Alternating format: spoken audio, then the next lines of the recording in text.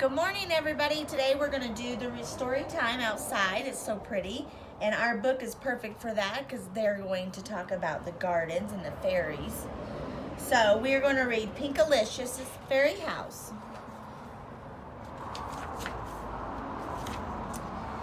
It was spring, my favorite season. I love how the sky looks like cotton candy at sunset. Every spring, our garden comes alive with blossoms in every color. I know why our garden is so beautiful. It's because of the fairies. Fairies come to our yard and sprinkle fairy dust to make the plants grow. I have never seen them, but I know they're real. I can see the sparkles outside my window. This spring, I had a plan.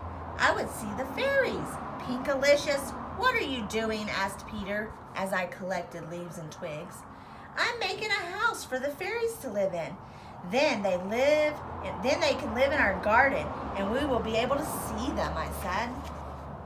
I want to see them too. Let me help, said Peter. He brought out his shell collection.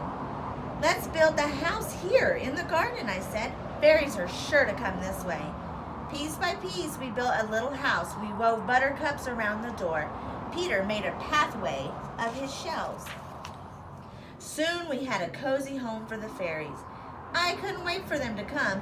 Every day I watched the house from my swing. I made a pond, a boat, and even a slide for the fairies to find, but the fairies did not come. When Peter saw how sad I looked, he said, "Cheer up, the pink flower buds are blooming." But I wanted to see the fairies. Suddenly, I had an idea. Maybe the fairies only come out at night, I said. Maybe the only sparkly fairy dust by moonlight. I told Mommy and Daddy what I wanted to do. They let Peter and me camp out, and we kept watch for the fairies. That evening, Peter and I spread out our sleeping bags. I left the fairies a sweet snack of honeysuckle and berries. Do you think they'll come? Asked Peter. Yes, I said. And I added in a whisper, I really, really hope so. We told each other stories until Peter fell asleep. As the night got darker, I heard crickets and owls, but not a single fairy. Once I thought I heard some soft, gentle humming. It was just Peter. He was snoring. I did everything I could to stay awake. I looked up at the moon. I counted the stars. I didn't want to miss the fairies, but as I counted the stars, my eyelids got heavy. I couldn't help it. I drifted off to sleep. The next thing I knew, I heard birds singing. I opened my eyes. It was dawn. I heard hushed voices in the garden. Mommy and Daddy were looking at something together. How beautiful, they said. As I stretched, a sweet smell filled the air all around me.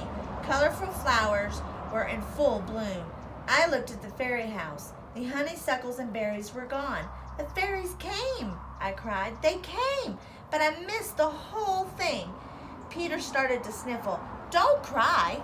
Look, I said. Up in the air, I could see glimmers of light shooting across the early morning sky. Fairies, I gasped. The light shimmered brighter and brighter until it sparkled into sunshine. I knew you were real, I said.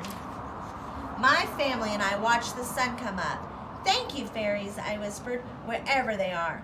I knew they could hear me. Do you guys have fairies in your gardens at home? Well, until tomorrow, bye.